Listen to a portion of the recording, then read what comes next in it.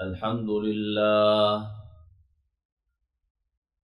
لله وحده لا شريك له والصلاة والسلام على من لا نبي بعده أما بعد فأعوذ بالله من الشيطان الرجيم بسم الله الرحمن الرحيم وما أرسلناك إلا رحمة للعالمين اللهم صل على محمد النبي الأمي وعلى آله وسلم تسليما۔ مسلک اہل سنت والجماعت احناف دیوبند سے تعلق رکھنے والے غیور مسلمانوں،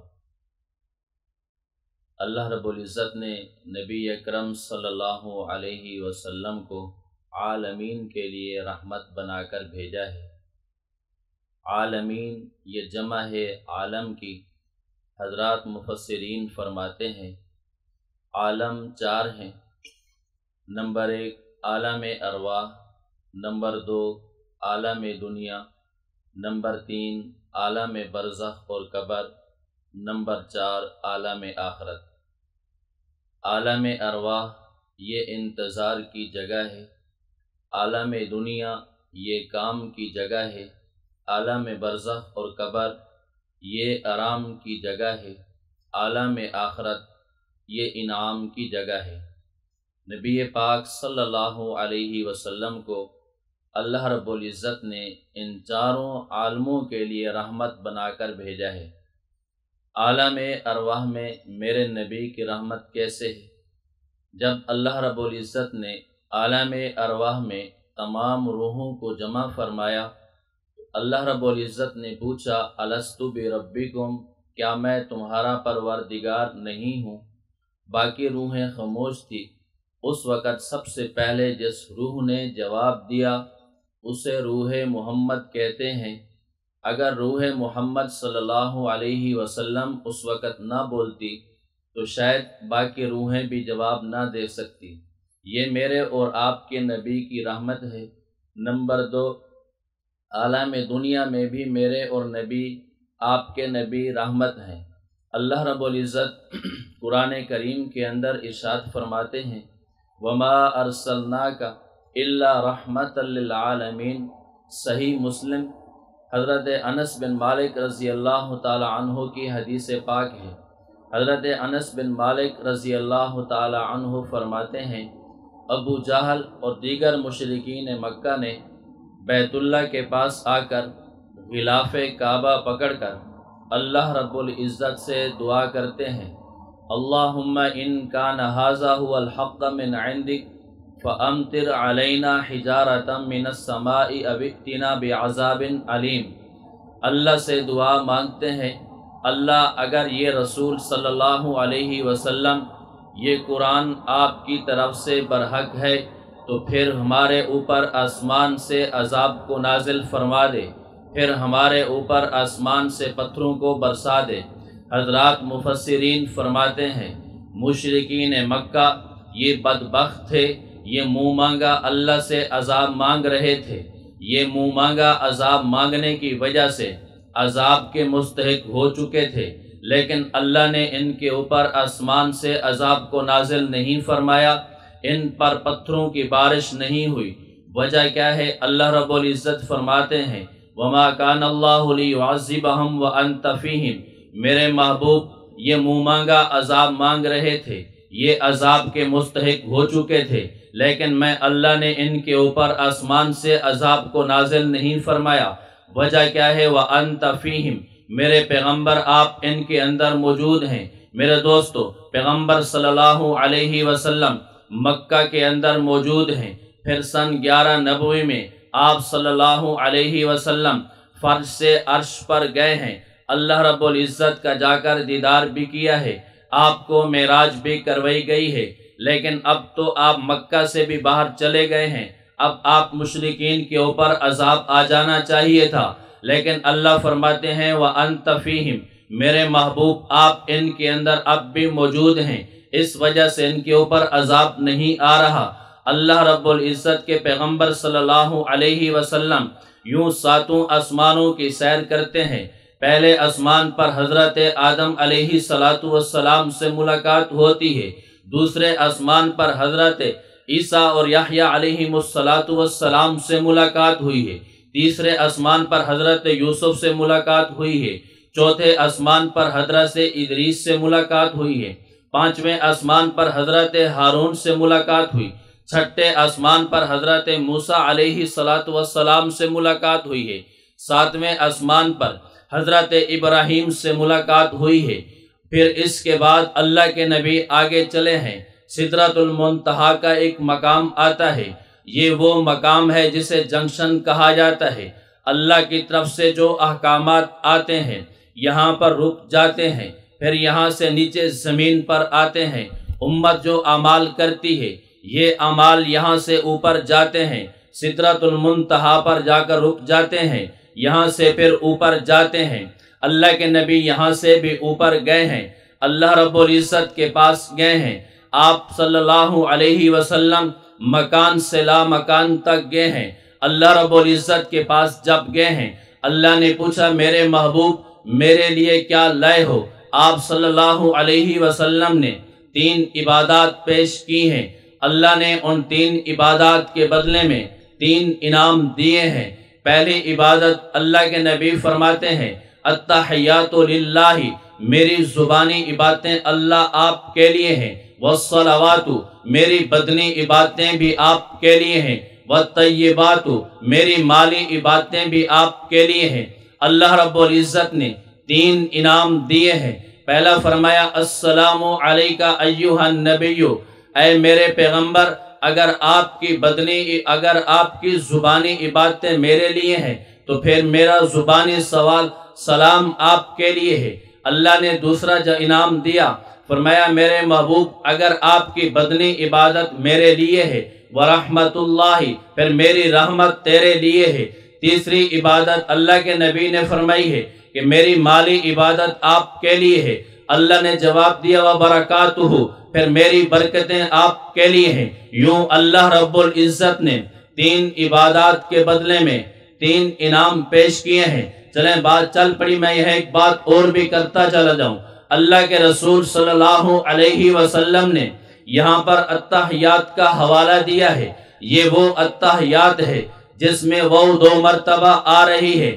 حضرت امام اعظم ابو حنیفہ رحمۃ اللہ علیہ اپنی مجلس کے اندر بیٹھے ہیں، آپ کے شاگردوں کا ایک بہت بڑا حلقہ ہے، ایک دیہات سے ایک عربی آتا ہے، اس نے آ کر امام اعظم سے سوال کیا ہے آبی واوینی، حضرت امام صاحب سے پوچھا کہ 1 واو کے ساتھ یا 2 واو کے ساتھ؟ حضرت امام اعظم ابو حنیفہ رحمۃ اللہ علیہ فرماتے ہیں بواوینی، 2 واو کے ساتھ۔ وہ عربی جانے لگا، اس نے دعا دی ہے بارک اللہ فیکا کما بارک فی لا ولا۔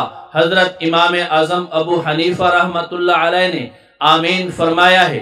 جب وہ دیہات والا چلا گیا ہے شاگردوں نے پوچھا استاد جی ہمیں بات سمجھ میں نہیں آئی، اس نے جو سوال کیا ہے وہ بھی ہم نہیں سمجھے، جو آپ نے جواب دیا ہے وہ بھی ہماری سمجھ میں نہیں آیا، پھر اس نے جو آپ کو دعا دی ہے وہ بھی ہم سمجھ نہیں سکے، پھر آپ کا آمین کہنا یہ بھی ہماری سمجھ سے بالا تر ہے۔ حضرت امام اعظم ابو حنیفہ رحمۃ اللہ علیہ اپنے شاگردوں کو سمجھاتے ہوئے فرماتے ہیں کہ اس عربی نے آ کر مجھ سے پوچھا ہے کہ نماز کے اندر میں کون سا التحیات پڑھوں۔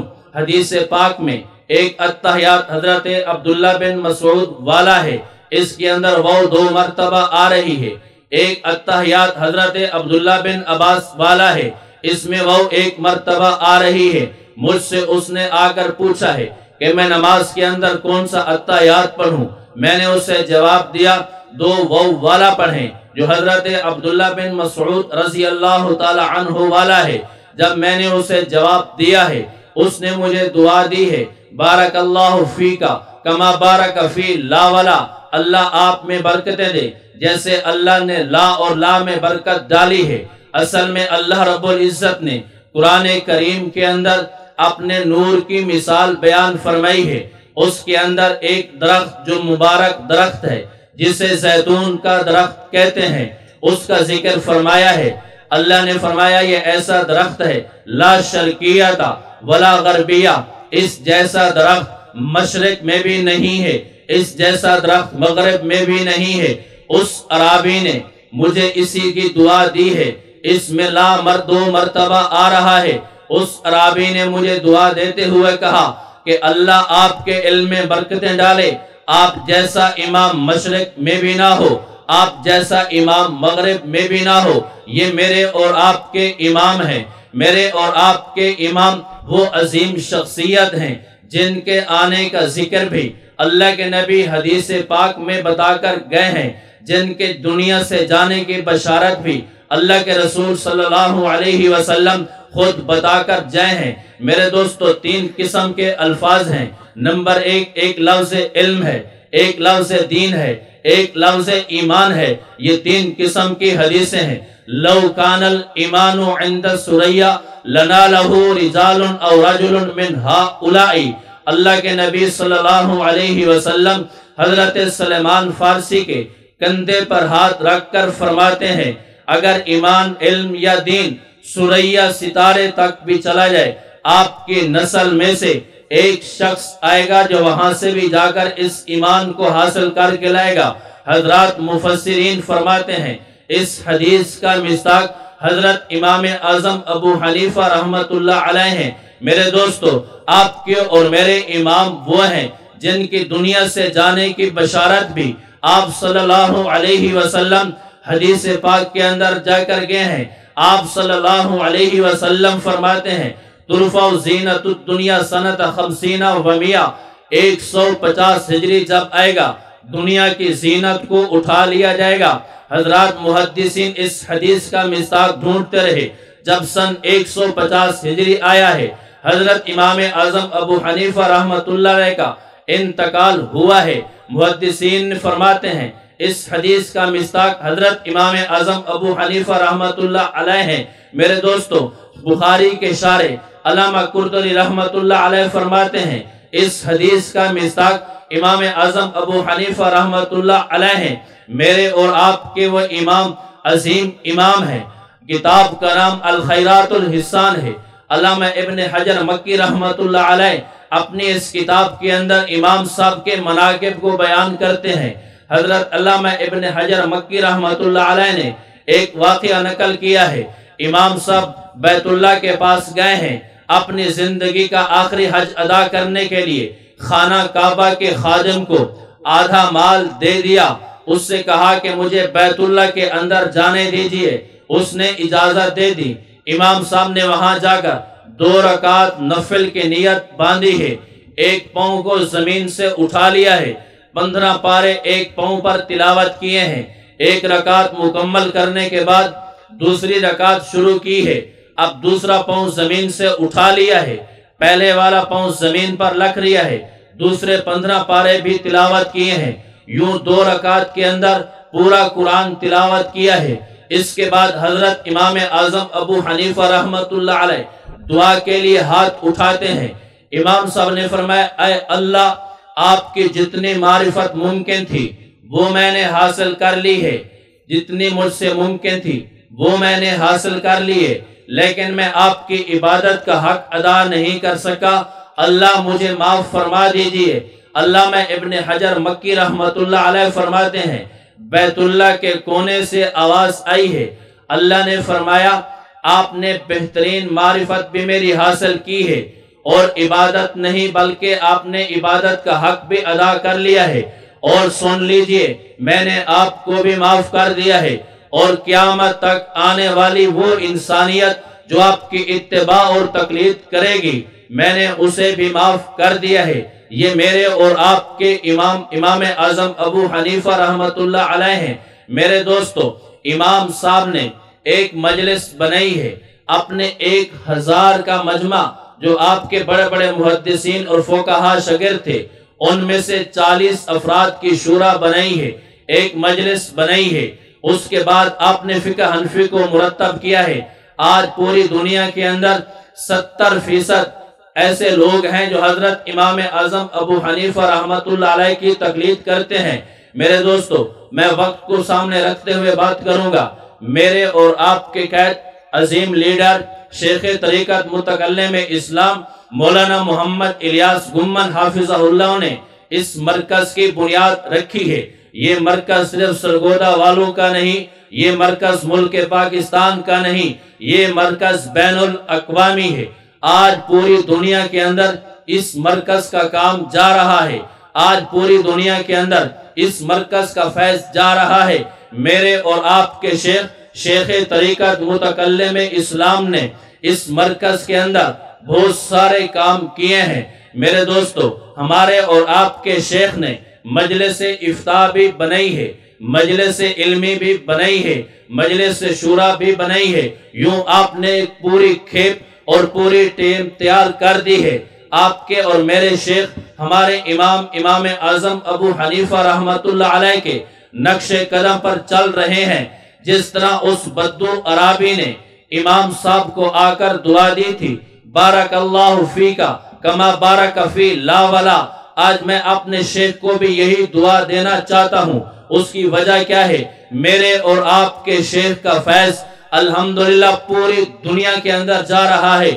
اس وقت جو ہمارے آن لائن کورسز ہو رہے ہیں، پوری دنیا کے بعض ممالک سے 1800 افراد شریک ہیں جو اس مرکز کے اساتذہ سے فیض حاصل کر رہے ہیں۔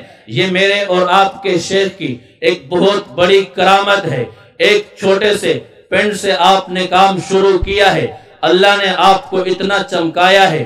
آج آپ بین الاقوامی سطح پر مشرق سے لے کر مغرب تک آپ کے اور میرے شیخ کی دعوت اور آواز جا رہی ہے۔ پھر امام اعظم ابو حنیفہ رحمۃ اللہ علیہ کے آپ نقش قدم پر چلتے ہوئے نظر آ رہے ہیں۔ اگر آپ کے اور میرے شیخ متکلم اسلام دنیا سے چلے بھی جائیں، یہ کام رکنے والا نہیں ہے۔ اس کی وجہ یہ ہے، میرے اور آپ کے شیخ نے اپنے شاگردوں کی ایک پوری ٹیم تیار کر دی ہے۔ تصوف کے میدان میں خلفاء کی ایک ٹیم تیار کر دی ہے۔ اگر مناظرے کا میدان سجتا ہے، میرے شیخ نے مناظرے کی ٹیم تیار کر دی ہے۔ الغرض آپ نے کوئی ایسا میدان خالی نہیں چھوڑا جس کے اندر آپ کے افراد موجود نہ ہوں۔ اسٹیج پر بیٹھی ہوئی یہ پوری ٹیم میرے شیخ اور آپ کے شیخ کی ٹیم ہے۔ اگر آپ کو جب بھی ضرورت پڑے، مناظرے کے میدان میں ضرورت پڑے، آپ ان سے رابطہ کر سکتے ہیں۔ اگر آپ کو خانقاہ کی ضرورت پڑے، آپ کو شیخ طریقت، پیر طریقت، استاد محترم مولانا خبیب احمد گمن کی صورت میں بھی آپ کو نظر آئے گا۔ میرے دوستو، اگر علمی دنیا میں آپ کو دلائل کی دنیا میں ضرورت پڑے تو ثانی گمن مولانا مفتی محمد عاطف صاحب آپ کو گرجتے ہوئے نظر آئیں گے۔ اگر آپ کو افتاء کی ضرورت پڑے، اگر آپ کو فقہ کی ضرورت پڑے، استاد محترم مفتی شبیر احمد حنفی صاحب بھی آپ کو میدان میں نظر آئیں گے۔ میرے دوستو، مجھے یہ وقت اجازت نہیں دیتا کہ میں کن حضرات کا نام لوں، بس میں آخری بات کہہ کے بات ختم کرنے لگا ہوں۔ جس طرح اس بدو اور دیہات والے نے اپنے امام اعظم کو دعا دی ہے، ہم اور میں یہ آج تہیہ کر کے دیں، ہم اپنے امام متکلم اسلام مولانا محمد الیاس گمن حافظہ اللہ کو اپنی دعاؤں میں یاد رکھیں گے، آپ کے اس مرکز کو اپنی دعاؤں میں رکھیں گے تاکہ اللہ آپ کے فیض کو پوری دنیا کے اندر پھیلائے اور عام اور تام کر دے۔ یہاں پر پڑھانے والے اساتذہ کے علم عمل میں اللہ خوب برکتیں عطا فرمائے۔ یہاں سے فیض حاصل کرنے والے طلباء کرام کے علم عمل میں اللہ برکتیں عطا فرمائے۔ اللہ انہیں بھی دین کی خدمت کا موقع عطا فرمائے۔ اللہ رب العزت مجھے اور آپ کو ان باتوں پر عمل کرنے کی توفیق عطا فرمائے۔ وآخر دعوانا الحمدللہ رب العالمین۔